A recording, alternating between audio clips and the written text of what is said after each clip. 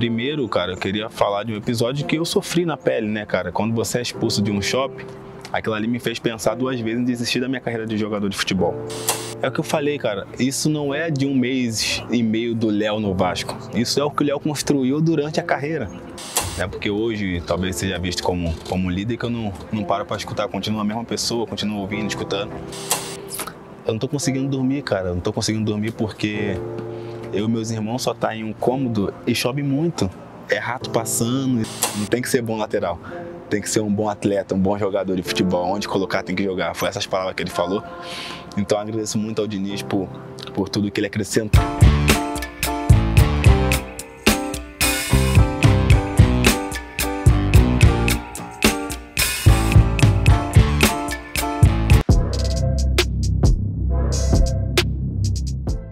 O Léo, ele continua o mesmo, sabe? Mas um Léo que sempre priorizou ouvir, sempre priorizou escutar os mais velhos, para quando fosse solicitado por algo maior, ele tivesse propriedade no que falar, como agir, como se comportar. E é isso que eu busco todos os dias, sabe? Buscar entender melhor, buscar ouvir. E até hoje, né? Porque hoje talvez seja visto como líder que eu não paro para escutar, continuo a mesma pessoa, continuo ouvindo, escutando. Porque é uma coisa que eu aprendi em casa que é muito melhor ouvir do que falar. Porque quando fala demais, aí você se atrapalha nas suas palavras, mas quando você ouve mais, quando você fala com propriedade.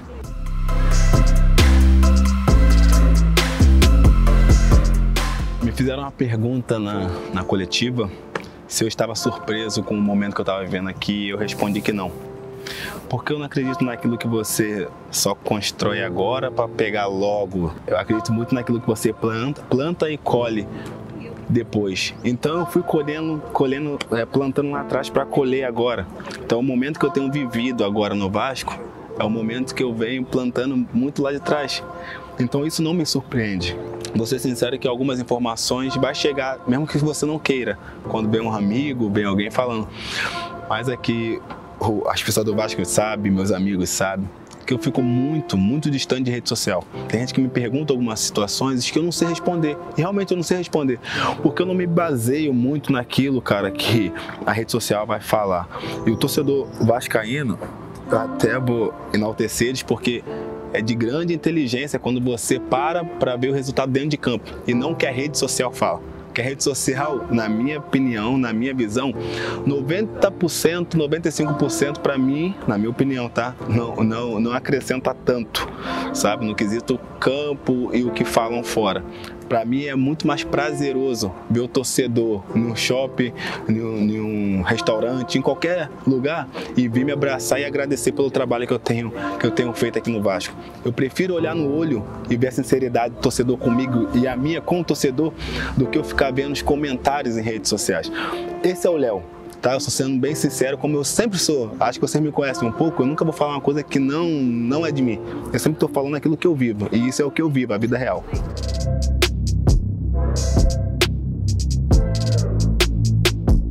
Então, eu só vou dar sequência na última resposta. Me perguntaram isso, caraca, você de 1 mês e meio no clube já se tornou capitão. É o que eu falei, cara, isso não é de 1 mês e meio do Léo no Vasco. Isso é o que o Léo construiu durante a carreira. Eu acredito que quando você vai ser contratado, né, tem análise, tem um diretor, tem um treinador, vai se passando por um monte de pessoas para ver sua característica, o seu caráter, a sua pessoa, se vai bater com o elenco que querem formar. Então eu tenho certeza que as pessoas que têm a capacidade aqui dentro do Vasco pesquisou isso, não só o Léo dentro de campo, mas o Léo caráter também.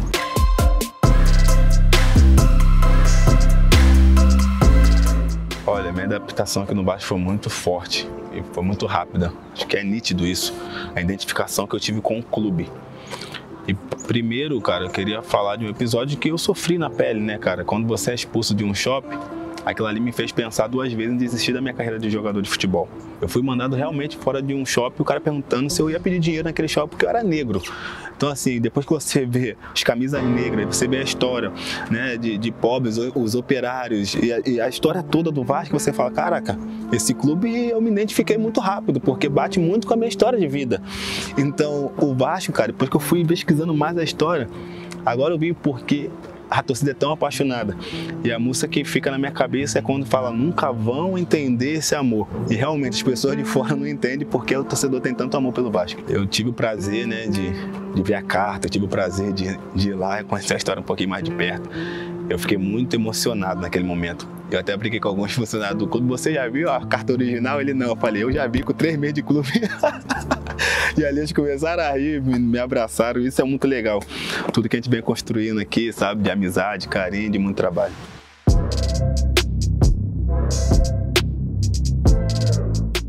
É engraçado, né? Sempre ter visto o Abel na beira do campo, né?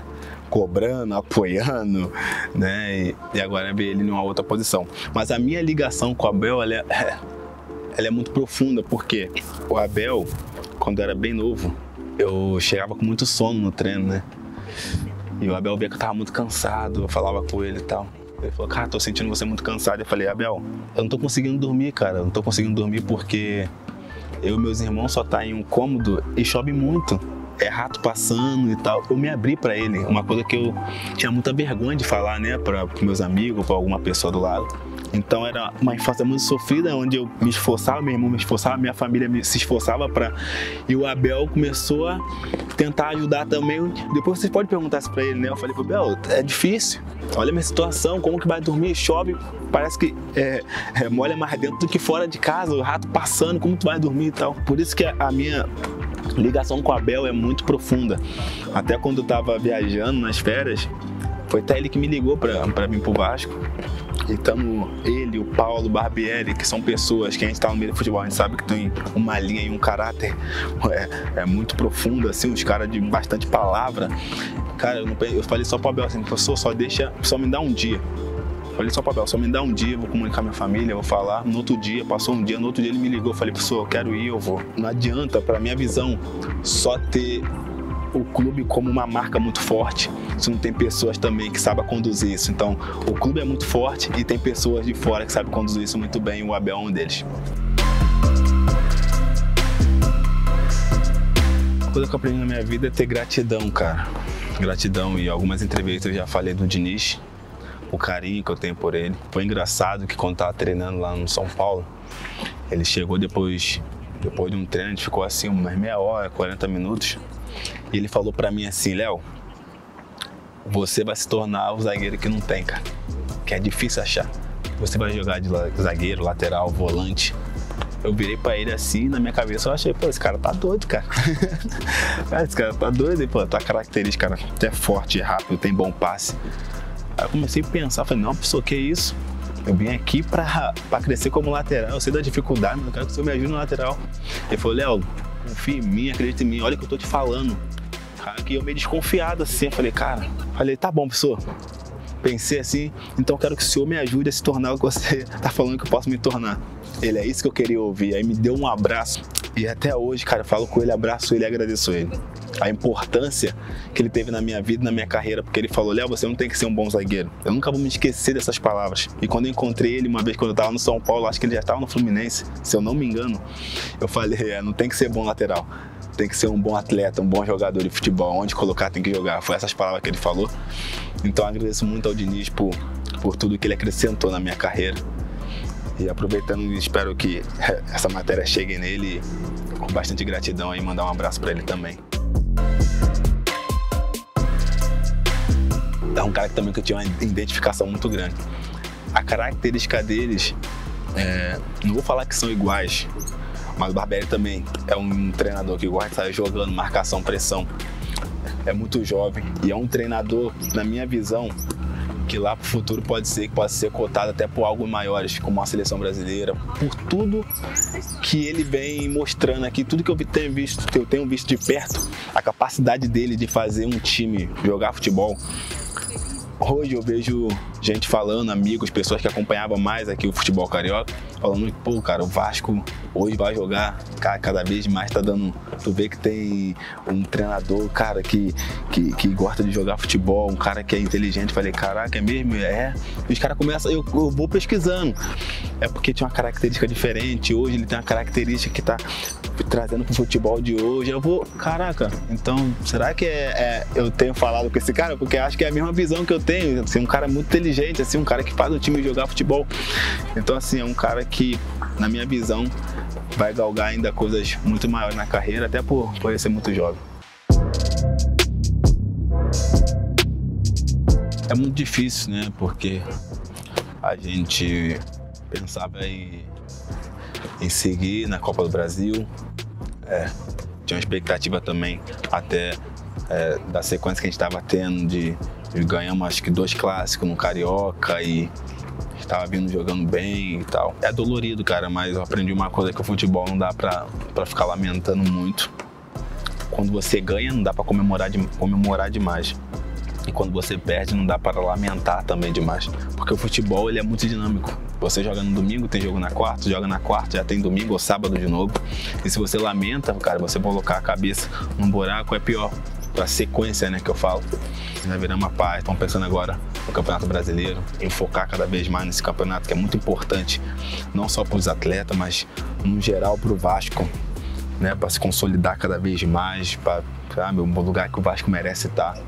É pegar o que passou de aprendizado. Não podemos também esquecer para não achar que não houve nada, que realmente foi dolorido, mas pegar o aprendizado e colocar agora em prática o que foi bom e melhorar o que foi ruim, que causou a nossa eliminação, e não cometer mais os erros.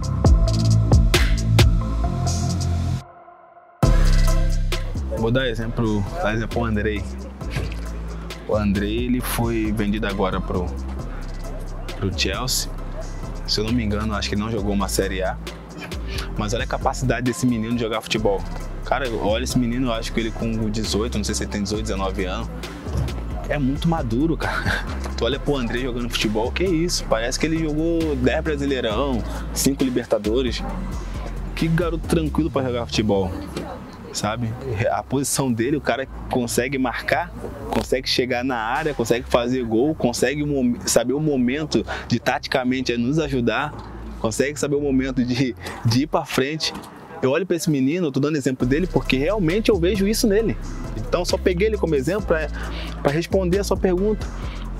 Eu vejo muito, como você falou, né, garoto jovem que vão estrear, mas com a capacidade de corresponder e responder dentro de campo muito grande. Então eu dei o exemplo do Andrei para responder a sua pergunta, porque aqui tá todo mundo sempre no mesmo barco, todo mundo se ajudando, são meninos muito maduros.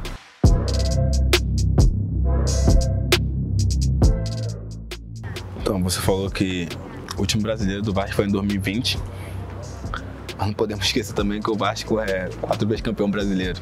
É um clube que está acostumado com essa competição, um clube que já ganhou não só uma, mas como eu falei, 4 vezes a competição, sabe jogar essa competição. Estamos em um momento de reconstrução ou de construção, como bem entender. E o que eu peço agora é que cada vez mais a gente fique junto, se una cada vez mais. E quando eu falo a gente, eu não falo só os atletas, porque todo mundo sabe a importância que para mim são os funcionários dentro do contexto. Porque o Vasco é um só e todo mundo em busca só de um objetivo. Se Deus quiser, esse ano vai ser um ano de conquista e o clube vai alcançar aquilo que eu mesmo.